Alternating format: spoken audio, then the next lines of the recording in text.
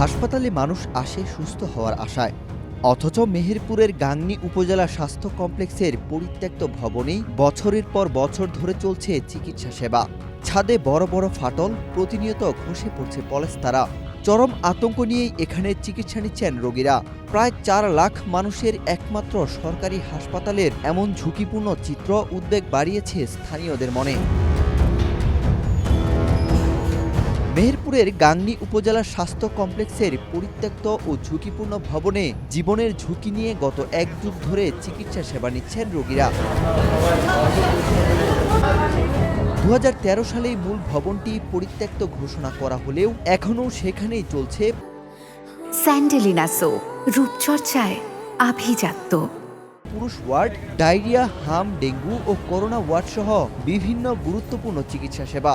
ভবনের ছাদ ও দেয়ালে বড় বড় ফাটল ধরেছে, খসে পড়ছে পলেস্তারা ও কংক্রিট। এতে রোগী ও তাদের স্বজনদের মধ্যে প্রতিনিয়ত চরম আতঙ্ক বিরাজ করছে। ১৯৯৩ সালে ৩১ শয্যা বিশিষ্ট উপজেলা স্বাস্থ্য কমপ্লেক্স হিসেবে যাত্রা শুরু করে গাংনী হাসপাতাল। পরে ২০০৬ সালে এটি ৫০ শয্যায় উন্নীত হয়। দীর্ঘ ব্যবহারের পর ভবনটি ২০১৩ সালে পরিত্যক্ত ঘোষিত হলেও বিকল্প না থাকায় সেখানে চিকিৎসা কার্যক্রম চালিয়ে যাওয়া হচ্ছে। বর্ষাকালে ছাদে চুইয়ে পানি পড়ে মেঝে কর্দমাক্ত হয়ে যায়, যা রোগীদের জন্য অত্যন্ত অস্বাস্থ্যকর ও ঝুঁকিপূর্ণ পরিবেশ তৈরি করছে। সুস্থ হওয়ার আশায় হাসপাতালে এলেও এখন তারা মৃত্যু ভয়ে দিন কাটাচ্ছেন। ছাদ থেকে প্রতিনিয়ত বালি ও পলেস্তারা খসে পড়ে খাবারের মধ্যে। ঝড় বৃষ্টি হলেই বাড়ে আতঙ্ক। এখানে আমরা চিকিৎসা এসে দেখছি বিল্ডিংয়ের অবস্থা খুব খারাপ, করুণ অবস্থা, এবং ধরি ধরি পড়ছে সিমেন্ট বালি। যে কোনো টাইমে ভেঙে পড়ে হাজার হাজার রুগী মারা যাবে। বয়স্ক মানুষ, শিশু, বহু পদে রুগী এখানে চিকিৎসা হয়েছে। আমি নিজেও চিকিৎসা হয়েছি আজ ১৫ দিন ধরে। খুব ভয় লাগছে। পরিত্যক্ত ভবনে চিকিৎসা সেবা চালিয়ে যাওয়ায় যে কোনো সময় বড় ধরনের দুর্ঘটনার আশঙ্কা করছেন স্থানীয়রা। দ্রুত রোগীদের নিরাপদ ভবনে স্থানান্তর এবং নতুন হাসপাতাল ভবন নির্মাণের দাবি জানান তারা। আসলে এই ভবনটা আমরা অনেক দিন ধরেই দেখছি যে জরাজীর্ণ এবং অনেক বয়স হয়ে গেছে, যেখানে অনেক দিন আগেই এই বিল্ডিংটাকে ঘোষণা করার দরকার যে পরিত্যক্ত বা দেখা যাচ্ছে মেয়াদ উত্তীর্ণ হয়ে গেছে। ২০১৩ সালে এই বিল্ডিংটাকে পরিত্যক্ত ঘোষণা করার পরেও বিভিন্ন সময় রুগীদের এখানে ভর্তি করতেছে এবং চিকিৎসা দিতেছে। চিকিৎসা নিতে এসে রুগীর মৃত্যু লাশ হয়ে ফিরে যায়, তাহলে খুব খারাপ অবস্থা। এদিকে কর্তৃপক্ষ স্বীকার করছে ভবনের এই জরাজীর্ণ দশার কথা। রোগীদের সুরক্ষায় বিষয়টি উপরমহলকে জানানো হয়েছে বলে জানান এই কর্মকর্তা।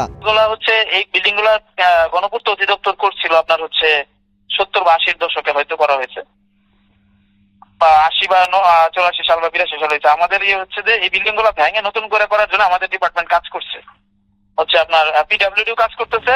স্বাস্থ্য অধিদপ্তরের কুষ্টিয়া জোনের নির্বাহী প্রকৌশলী জানান, নতুন ভবন নির্মাণের বিষয়টি পর্যায়ক্রমে বাস্তবায়নের প্রক্রিয়া চলছে।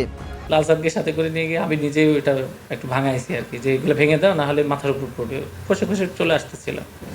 হ্যাঁ, আমি নিজেই করছি এটা, এবং এটা নিয়ে তো আমরা লিখতেছি যে ভবনটি ঝুঁকিপূর্ণ, দ্রুত এটার ব্যবস্থা নেওয়া উচিত। এটা নিয়ে তো আমরা লিখছি, এবং আপনারা অলরেডি জানেন যে আমরা এই ঝামেলার কারণে নিচে কোনো কার্যক্রম চালাচ্ছি না। ভবনটা নিচতলায় আমরা কিন্তু বন্ধ করে রাখছি, কারণ এটা যে কোনো সময় ঝামেলা হতে পারে। হ্যাঁ, বিল্ডিংটা এখানে পুরুষ ওয়ার্ড এবং সাথে বাচ্চাদেরকে রাখা আছে। তো আমি নিজে ওখানে ভ্রমণের সময় দেখছি বা ভিজিটের সময় দেখছি যে উপরের ছাদ থেকে পলেস্টার খসে খসে পড়ছে। দীর্ঘ ১৩ বছর ধরে পরিত্যক্ত ঘোষিত ভবনে চিকিৎসা সেবা চললেও এখন পর্যন্ত কার্যকর কোনো স্থায়ী সমাধান না হওয়ায় ক্ষোভ বাড়ছে সাধারণ মানুষের মনে। সংশ্লিষ্টদের মতে, বড় ধরনের দুর্ঘটনা এড়াতে দ্রুত বিকল্প ব্যবস্থা গ্রহণ এবং নতুন আধুনিক ভবন নির্মাণ এখন সময়ের দাবি। ওয়াহিদ হোসাইন জিহাদ, বাংলাদেশ প্রতিদিন।